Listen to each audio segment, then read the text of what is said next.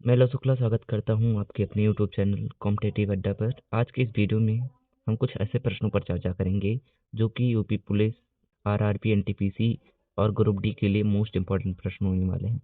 तो बिना देरी किए हुए हम करते हैं वीडियो को स्टार्ट।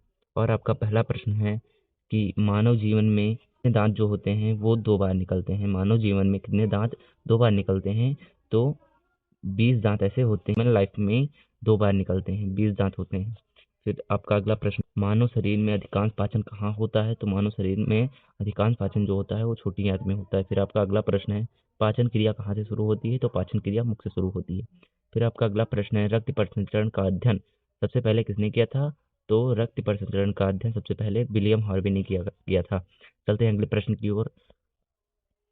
अब आपका अगला प्रश्न है, पेसमेकर किस अंग से संबंधित है? तो पेसमेकर जो है वो हृदय से संबंधित है। किससे संबंधित है? हृदय से। पेसमेकर का कार्य क्या होता है? तो पेसमेकर का कार्य हृदय की धड़कन को प्रारंभ करना होता है। अगला प्रश्न है, गति प्रेरक किससे संबंधित है? तो गति प्रेरक जो है वो हृदय से संबंधित है। रक्त द्वारा नलिकाओं पर डाला गया दबाव क्या कहलाता है? तो उसे ही हम रक्तचाप कहते हैं। ये 120/80 होता है। क्या होता है? 120/80। फिर चलते हैं अगले प्रश्न की ओर। अगला प्रश्न है, नींद के समय रक्तचाप क्या होता है? तो नींद के समय चाप होता है वो कम हो जाता है, क्योंकि अगला प्रश्न है, मानव रक्त का पीएच मान कितना होता है? तो 7.4 होता है।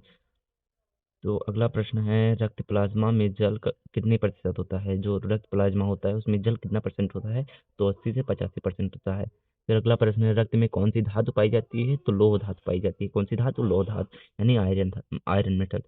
फिर इसी तरह से आपका अगला प्रश्न है, रक्त का शोधन कहाँ होता है? तो ब्रेक यानी किडनी। चलते हैं अगले प्रश्न की ओर। पोषक तत्वों का अधिकतम अवशोषण कहाँ होता है? तो पोषक तत्वों का अधिकतम जो अवशोषण होता है वो छोटी आंत में होता है। लिखा है, लार में कौन सा एंजाइम पाया जाता है? तो लार में टाइलिन नाम का एक एंजाइम पाया जाता है। टाइलिन किसे पचाता है? तो टाइलिन जो है स्टार्च को पचा रहा है। किसे पचाता है? स्टार्च को। फिर अगला प्रश्न है, आमाशय में पाचन के लिए क्या आवश्यक होता है? तो आमाशय में पाचन के लिए एंजाइम आवश्यक होता है।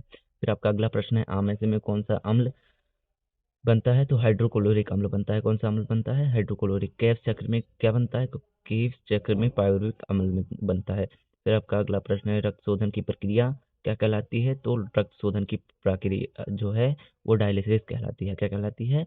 डायलिसिस। इस प्रक्रिया में रक्त को शुद्ध किया जाता है।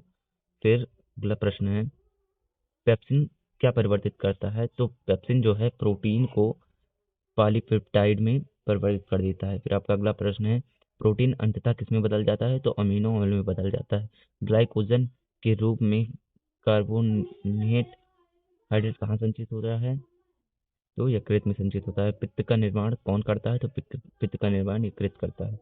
फिर आपका अगला प्रश्न हो जाएगा कि पित्त कहाँ संचित होता है? तो पित्त जो है पित्ताशय में संचित होता है। फिर लिखा हुआ है, किस जीव में पित्ताशय नहीं होता? चूहे में पित्ताशय नहीं होता है। सामान्य रक्तचाप कितना होता है? तो देखो मैंने पहले ही बता दिया था आप लोगों को कि 120/80 सामान्य रक्तचाप होता है। तो वही 120/80 होता है। फिर अगला प्रश्न है, दौड़ते समय रक्तचाप क्या होता है? तो बढ़ जाता है और सोते समय घट जाता है। फिर आपका अगला प्रश्न है, जीवन काल में हृदय लगभग कितनी बार धड़कता है? तो 2 अरब बार। ये मोस्ट इंपॉर्टेंट। और हृदय का कार्य क्या होता है? तो हृदय का कार्य होता है रक्त को पंप करना। फिर अगला प्रश्न है, रक्त का लाल रंग किसके कारण होता है? तो हीमोग्लोबिन के कारण होता है। हीमोग्लोबिन कौन सा तत्व पाया जाता है? तो लौह तत्व यानी आयरन पाया जाता है, जिसके कारण वो रक्त को जो है लाल कर देता है। फिर आपका अगला प्रश्न है, हीमोग्लोबिन का कार्य क्या होता है? तो हीमोग्लोबिन ऑक्सीजन का परिवहन करता है। हीमोग्लोबिन किसका भाग है? तो हीमोग्लोबिन जो है आरबीसी का भाग है। ऑक्सीजन रक्त में किसकी सहायता से जाती है? तो ऑक्सीजन जो है आरबीसी की सहायता। आरबीसी का फॉर्म रेड ब्लड कर्पल्सल्स यानी लाल रक्त कणिकाएं होता है। फिर बाहरी पदार्थ पर प्रतिक्रिया कौन करता है? तो डब्ल्यूबीसी। जैसे आरबीसी कहाँ बनते हैं? तो आरबीसी जो है अस्थि मज्जा में बनते हैं। कहाँ? अस्थि मज्जा। फिर आपका अगला प्रश्न है, आरबीसी का जीवन काल कितना होता है? तो आरबीसी का जीवन काल 120 दिन होता है। विषैले पदार्थों का विसरण कौन करता है? तो यकृत करता है। कौन करता है? यकृत। ऊंचाई पर आरबीसी की संख्या क्या होती है? तो बढ़ जाती है। ऊंचाई पर आरबीसी की संख्या जो है वो बढ़ जाती है। फिर आपका अगला प्रश्न है, डब्ल्यूबीसी का मुख्य कार्य क्या होता है? तो रोग प्रतिरोधक क्षमता को ये बढ़ा देता है डब्ल्यूबीसी। फिर आपका अगला प्रश्न है, मेरुरज्जु में कितनी तंत्रिकाएं पाई जाती हैं? तो 21 जोड़ी मेरुरज्जु में जो है तंत्रिकाएं निकलती हैं। फिर अगला प्रश्न है, प्रतिवर्ती क्रिया का नियंत्रण केंद्र कहाँ होता है? तो मेरुरज्जु में होता है। फिर अगला प्रश्न है, स्तनधारियों में यूरिया कहाँ बनता है? तो यकृत में बनता है। फिर आपका अगला प्रश्न ऐसे हो जाएगा कि सबसे छोटी अंतःस्रावी ग्रंथि कौन सी है? सबसे छोटी अंतःस्रावी ग्रंथि कौन सी है? तो पीयूष ग्रंथि सबसे छोटी अंतःस्रावी ग्रंथि है। ब्रेक की क्रियात्मक इकाई को क्या कहते हैं? नेफ्रॉन कहते हैं। फिर आपका प्रश्न है, मिक्सेडिमा किस कारण होता है? तो हाइपोपाइथायरॉयडिज्म के कारण होता है। फिर आपका अगला प्रश्न है, रक्त शरीर में क्यों नहीं जमता? तो जो हेपारिन होता है उसी के कारण जो है रक्त शरीर में नहीं जमता है। एंटीबॉडी कौन बनाता है? तो लिम्फोसाइट जो है वो एंटीबॉडी बना देता है। एंटीजन क्या है? तो एंटीजन जो है एंटीबॉडी निर्माण को प्रेरित करने वाला पदार्थ है। आपका अगला प्रश्न है, आयोडीन युक्त हार्मोन कौन सा है? तो थायरॉक्सिन जो है आयोडीन युक्त हार्मोन है। फिर आपका अगला प्रश्न है, डायलिसिस किस अंग का कार्य है, क्या करता है? तो ब्रेक का कार्य करता है। जब मानव शरीर का लीवर जब खराब हो जाता है तो रक्त को प्योरीफाई करने के लिए हम जो है एक प्रक्रिया अपनाते हैं जिसे ही डायलिसिस कहा जाता है। और ये जो रक्त को है वो छानने का कार्य करता है, रक्त को शुद्ध करने का कार्य करता है। फिर आपका अगला प्रश्न है, पसीना क्यों आवश्यक है? तो शरीर ताप नियंत्रण के लिए पसीना आवश्यक है। फिर आपका अगला प्रश्न है, सामान्य निषेचन कहाँ होता है? तो सामान्य निषेचन जो है गर्भाशय में होता है। फिर आपका अगला प्रश्न है, रक्तचाप का नियंत्रण कहाँ होता है? क्या है? रक्तचाप का नियंत्रण कहाँ होता है? तो अतिफिल्म में होता है। मास्टर ग्रंथि कौन सी है? पीयूष ग्रंथि।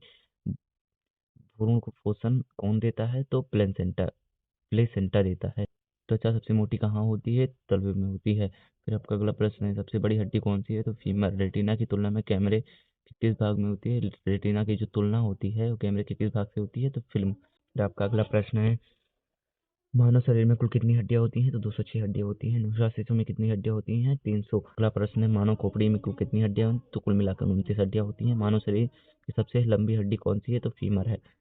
फिर इसी तरह से आपका अगला प्रश्न हो जाएगा, मानव शरीर की सबसे छोटी हड्डी कौन सी है? तो मानव शरीर की सबसे छोटी हड्डी स्टेपस है जो कि कान में पाई जाती है। मानव शरीर की सबसे मजबूत हड्डी कौन सी है? तो जबड़े की हड्डी जो है सबसे मजबूत हड्डी मानी जाती है। मानव शरीर में कितनी पसलियां होती हैं? तो 12 जोड़ी। तो पैरों की हड्डियों का स्वभाव कैसा होता है? क्या है? पेड़ पैरों की हड्डियों का स्वभाव कैसा होता है? तो खोखला। जो पैरों की हड्डियां होती है वो बीच में खोखली होती हैं। क्या होती हैं? बीच में हॉलो स्पेस होता है, यानी खोखला होता है। फिर आपका अगला प्रश्न है, कैल्शियम की कमी से क्या होता है? तो कैल्शियम की कमी से जो होता है हड्डियां कमजोर हो जाती हैं। खिलाड़ियों को तुरंत ऊर्जा देने के लिए ऊर्जा कौन देता है? तो कार्बोहाइड्रेट जो है वो, इसीलिए वो लोग ऐसा ड्रिंक पीते हैं जिसमें कार्बोहाइड्रेट की मात्रा ज़्यादा पाई जाती है। फिर आपका अगला प्रश्न है, लंबे समय तक व्यायाम से थकान क्यों हो जाती है? तो ग्लाइकोजन की जो है कमी हो जाती है। ऊतकों का निर्माण किससे होता है? तो प्रोटीन से होता है। किससे होता है? प्रोटीन से होता है। फिर आपका अगला प्रश्न है, प्रोटीन को किस रूप में जाना जाता है? तो प्रोटीन को शरीर निर्माण तत्व के रूप में जाना जाता है। जैविक क्रियाओं को तेज करने वाले पदार्थ को क्या कहलाते हैं? तो एंजाइम कहलाते हैं। फिर आपका अगला प्रश्न है, एंजाइम मूल रूप से कहाँ होते हैं? क्या होते हैं? तो प्रोटीन होते हैं। फिर आपका अगला प्रश्न है, सोयाबीन में प्रोटीन का प्रतिशत कितना होता है? तो 42% होता है। फिर आपका अगला प्रश्न है, शहद का मुख्य घटक क्या है? तो फ्रक्टोज है। शहद का मुख्य घटक फ्रक्टोज है। तुरंत ऊर्जा देने वाली शर्करा कौन सी है? तो ग्लूकोज है। और कार्बोहाइड्रेट शरीर में किस रूप में संचित होता है? तो ग्लाइकोजन के रूप में संचित हो जाता है। शाकाहारियों में को प्रोटीन कहाँ से मिलता है? तो दालों से मिलता है। अगर आप यहाँ तक बने हुए हैं तो मुझे आशा है कि आपने चैनल को सब्सक्राइब कर वीडियो को लाइक भी कर दिया होगा। फिर आपका अगला प्रश्न है, वसा शरीर में कहाँ जमा होती है? तो वसा जो है ऊतक में जमा होती है। कहाँ जमा होती है? वसा ऊतक में जमा होती है। कहाँ जमा होती है? वसा ऊतक में। फिर आपका अगला प्रश्न है, ऊँट रेगिस्तान में बिना पानी पिए कैसे रहता है? वो जो अपने कुहड़ में चर्बी होती है उसी से वो जिंदा रहता है। फिर आपका अगला प्रश्न, दांतों में कौन सा पदार्थ पाया जाता है? तो कैल्शियम फास्फेट। प्रश्न है, धड़कन की हृदय की धड़कन नियंत्रित करने वाला खनिज कौन सा है? तो पोटेशियम है। कौन सा है? पोटेशियम। फिर आपका अगला प्रश्न है, आयोडीन की कमी से कौन सा रोग होता है? क्या है? आयोडीन की कमी से कौन सा रोग होता है? तो घेंघा रोग हो जाता है। रक्त की कमी से कौन सा रोग होता है? तो एनीमिया रोग होता है। कौन सा? एनीमिया। फिर अगला प्रश्न, रक्त का थक्का जमाने वाले विटामिन का क्या नाम है? तो विटामिन के। फिर पालक में सबसे अधिक कौन सा तत्व पाया जाता है? तो आयरन पाया जाता है। प्रश्न है, बर्ड फ्लू का वैज्ञानिक नाम क्या है? तो H5N1 है। गुर्दे की पथरी की जांच किससे होती है? तो सीटी स्कैन से होती है। टाइफाइड जीवाणु किस जीवाणु से होता है? जो टाइफाइड है वो किस जीवाणु से होता है? तो सल्मोनेला टाइफी से होता है। बीजीसी का टीका किस रोग में लगता है? किस रोग के लिए है? तो टीबी के रोग के लिए है। फिर आप